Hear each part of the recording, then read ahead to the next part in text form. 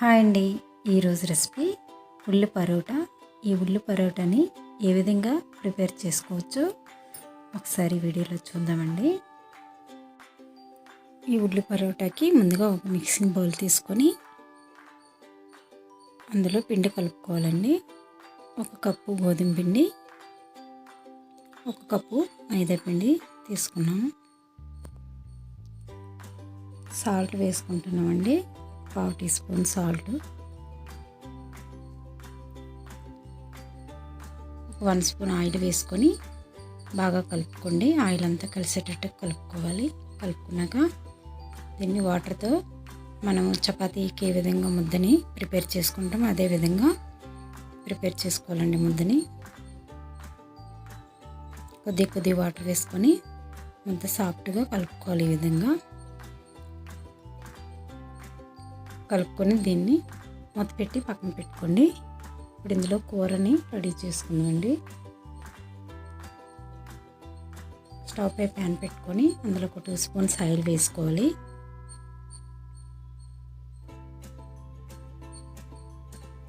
Half tea spoon జీలకర్ర, 1/2 tea spoon ఆవాలు వేసుకోండి.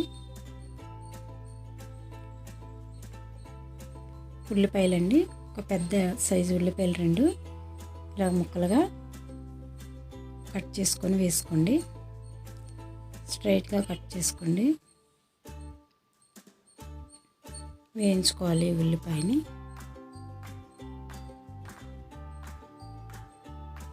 సాల్ట్ అండి, కొద్దిగా ఉల్లిపాయలకి సరిపడినంత సాల్ట్ వేసుకోవాలి. ఇందులో ఒక 1/2 టీ స్పూన్ పసుపు వేసుకోవాలి.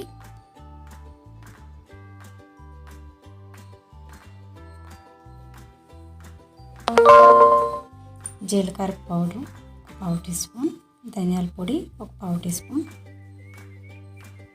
చాట్ మసాలా 1/2 టీ స్పూన్ వేసుకొని ఒకసారి కలుపుకోండి.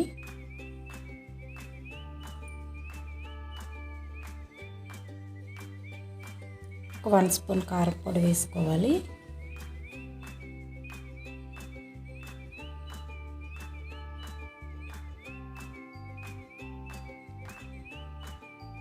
మొత్తం ఒకసారి కలుపుకున్నాక శనగపిండి అండి, ఒక 2 స్పూన్ శనగపిండి పడుతుంది.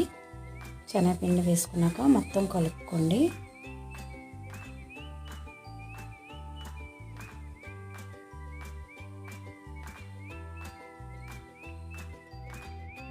ఈ విధంగా వేయించుకున్నాక కర్రీ ప్రిపేర్ అయిపోయిందండి. ఈ కర్రీని కొద్దిగా చల్లారి పెట్టుకోండి. మనం ముందుగా కలిపి పెట్టుకున్నాం కదండి ముద్ద, ఆ ముద్దని ముందుగా చిన్న చిన్న ముద్దలుగా చేసుకొని మనకి చపాతీ ఏ సైజులో చేస్తామో ఆ సైజులో చేసుకోవాలి.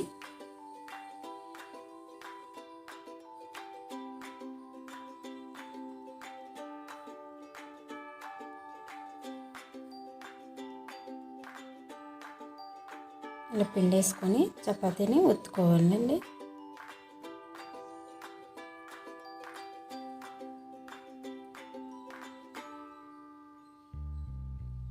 చూడండి, ఈ విధంగా చేసుకున్నాక మనం ముందుగా ప్రిపేర్ చేసి పెట్టుకున్నాం కర్రీని దీనిపైన వేసుకోవాలి.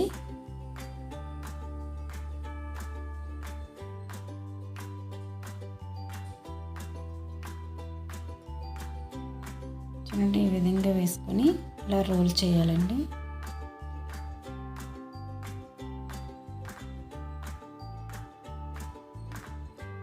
కూర బయటికి రాకుండా రోల్ చేసుకోండి. కొంచెం ఇక్కడ కొద్దిగా బాగా ప్రెస్ చేసుకోండి, కూర బయటకు వచ్చేస్తుంది. ఇప్పుడు మళ్ళీ కొద్దిగా పిండి వేసుకొని ఒత్తుకోవాలి.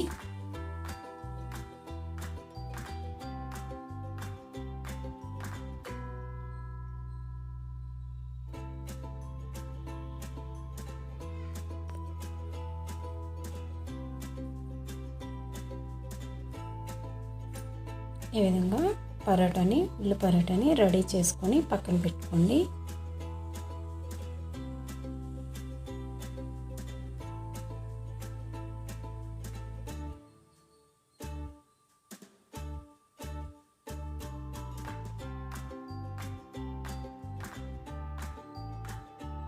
అన్నిటినీ ఈ విధంగా ప్రిపేర్ చేసుకోవాలి.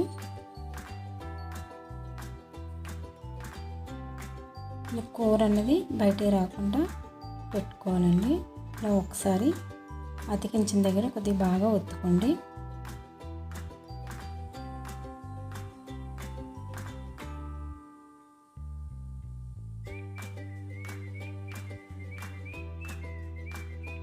ఈ విధంగా ప్రిపేర్ చేసుకున్నాక వీటిని స్టవ్ పై ప్యాన్ పెట్టుకొని కాల్చుకోవాలండి. కొద్దిగా ఆయిల్ వేసుకొని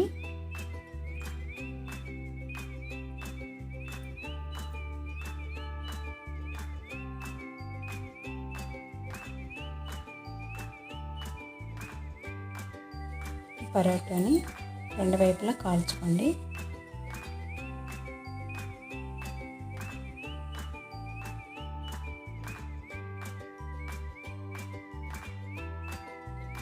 ఈ విధంగా ఒకసారి ప్లేట్ తీసుకొని ఇందులో తీసుకొని మిగతా వాటిని కూడా అదే విధంగా కాల్చుకోవాలండి.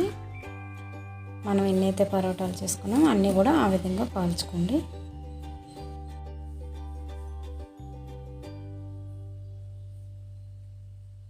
అన్నిటినీ ఈ విధంగా కాల్చుకొని పక్కన పెట్టుకోండి.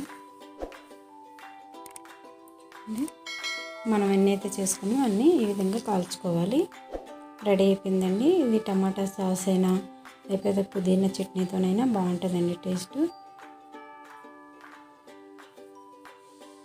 చూడండి చాలా మెత్తగా వచ్చాయి. మీరు కూడా ఒకసారి ట్రై చేయండి. Thank you.